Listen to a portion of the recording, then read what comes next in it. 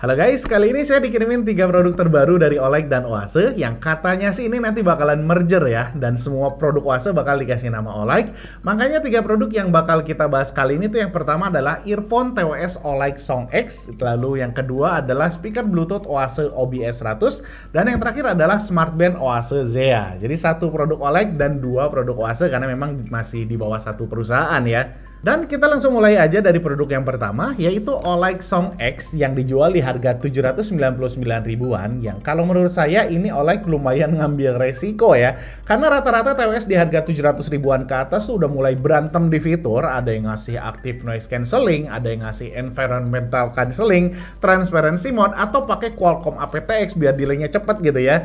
Nah, semua fitur yang tadi saya sebutin tuh absen di Oleg Song X ini, dan semua penghematan biaya dari fitur-fitur yang absen itu dialihin ke desain dan build quality. Dari mulai desain case-nya yang super duper keren menurut saya ini ya, bener-bener anti mainstream karena beda banget dari TWS lainnya. Materialnya juga ini nggak sembarangan ya, yaitu kombinasi antara metal di bagian luarnya dan polikarbonat di bagian dalamnya. Jadi nggak hanya kelihatan keren, tapi feel dipegangnya juga ini berasa premium, dan kita juga bisa ngecharge TWS ini pakai wireless charging. Jadi kalau kita lagi ngecharge ini nggak perlu ada kabel yang ngerusak kegantengan TWS ini. Lalu buds-nya juga nggak kalah kerennya, materialnya sama-sama gabungan antara metal dan polikarbonat, yang fitting di telinganya ini juga enak guys, karena duduk di daun telinga kita, jadi susah banget buat lepas dari telinga kita ya.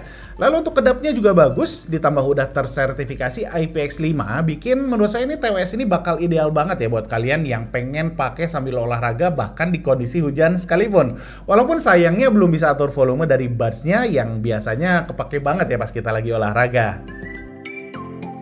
Untuk keluaran suaranya, Oleg Song ini punya tuning warm yang mengarah ke bass head karena memang baik sub dan bassnya ini cukup dominan ya. Yang mungkin buat sebagian dari kalian bakal ngerasa bassnya ini bakal sedikit berlebihan gitu ya.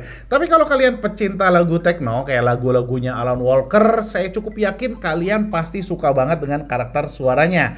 Untuk katakan drumnya ini kedengaran punchy, tapi kalau di musik yang ada gitar bassnya gitu ya, bass yang dalam itu ya, ini ada sedikit kerasa buminya. Untungnya walaupun bassnya ini dominan, tapi akustik dan artikulasi vokalnya ini masih kedengaran jelas dan detail, walaupun ya kerasa sedikit tebel ya karena pengaruh dari bassnya. Sedangkan untuk treble-nya masih kedengaran jelas dan cukup crispy juga, walaupun agak kedengar sedikit di belakang bassnya ya.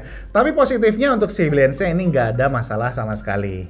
Lalu untuk teknisnya ini imagingnya bagus banget, gampang banget buat bedain arah suara.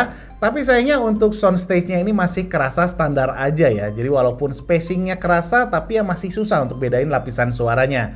Dan yang terakhir untuk airy-nya ini agak tricky. Jadi di musik-musik yang minim bass, suaranya ini kedengaran lepas banget, jauh dari kata mendem gitu ya. Tapi di musik yang banyak low bass-nya, terutama untuk gitar bass, ini justru bass-nya yang bikin suaranya ini jadi agak sedikit mendem kedengarannya gitu ya. Karena efek dari bass yang dominan tadi. Dan untuk tes delay-nya ini masih kegolong lambat, walaupun untuk sekedar nge-YouTube atau nonton film sih menurut saya udah aman ya.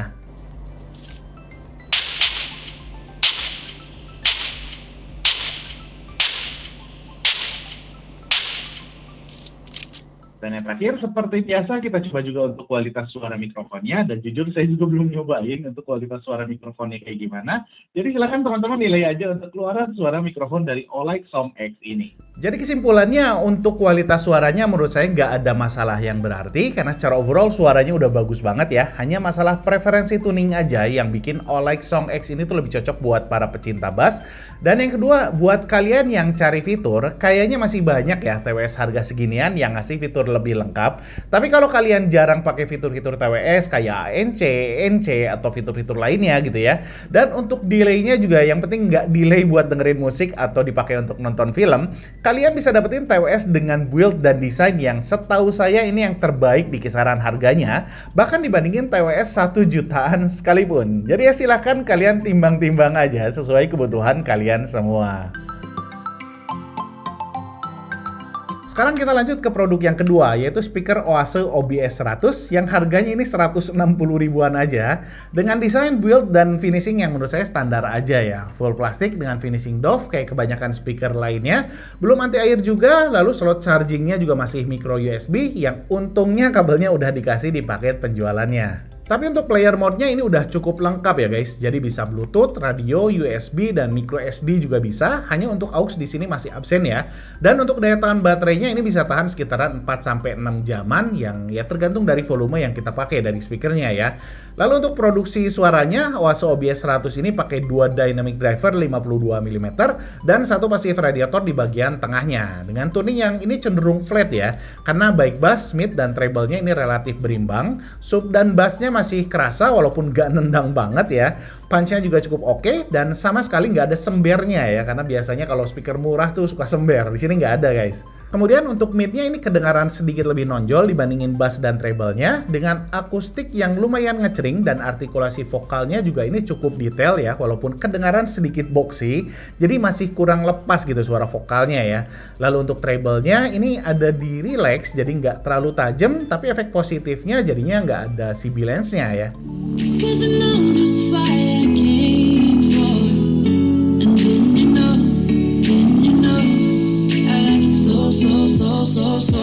I could be the light that you need. Say you're doing fine alone, I find that hard to believe. Hate it when you come and go, but I love everything between. I just wish it hurt less every time that you leave. Jadi kalau disimpulin, Oase OBS ini tuh benar-benar sesuai dengan harganya lah ya. Fungsi playernya lumayan lengkap, kemudian build dan desainnya udah rapi, walaupun gak juga premium. Kualitas suaranya juga udah cukup oke, nggak cempreng karena bassnya masih kerasa di sini, walaupun agak kedenger sedikit boxy ya, jadi suaranya nggak terlalu lepas. Kita lanjut ke produk yang terakhir yaitu Oase Zea yang dijual di harga 245 ribuan. Untuk desainnya ini sebetulnya oke banget ya. Bodinya metal, motif strapnya juga saya suka banget walaupun kerasanya di awal-awal agak sedikit keras, tapi kalau udah lama sih kebiasa ya. Lalu udah tersertifikasi IP67 jadi tahan debu dan air yang kayaknya wajib untuk smartband ya. Tapi kalau layarnya kita nyalain, ini baru kelihatan smartband budgetnya ya. Pertama karena layarnya ini kecil, jadi bezelnya tebal banget. Dan yang kedua resolusinya ini masih kelihatan pixelatednya ya, jadi kurang smooth tampilannya. Terus belum ada anti fingerprint coating juga, jadi layarnya harus sering kita bersihin. Dan yang terakhir untuk pengoperasiannya ini belum touchscreen, jadi hanya lewat tombol kapasitifnya ini aja.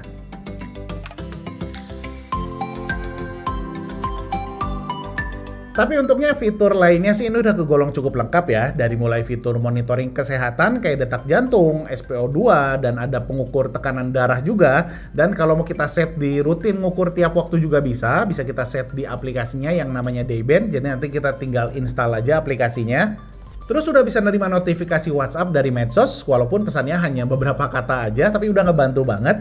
Lalu untuk notifikasi call juga udah ada, walaupun untuk WhatsApp call ini masih belum keluar notifikasinya ya. Sedangkan untuk mode sportnya di Oase Zea ini ada 11 jenis olahraga yang datanya sih standar aja. Dan yang terakhir untuk daya tahan baterainya ini dari pengalaman saya tahan sekitaran 4-7 harian tergantung dari tingkat kecerahan layarnya dan waktu aktif layarnya juga. Tapi yang paling saya suka untuk ngecharge-nya ini praktis banget, jadi nggak perlu charger khusus, cukup kita colokin ke kepala charger mana aja, jadi ya kita nggak perlu repot bawa-bawa charger smartband ya kalau kita lagi keluar kota misalnya ya.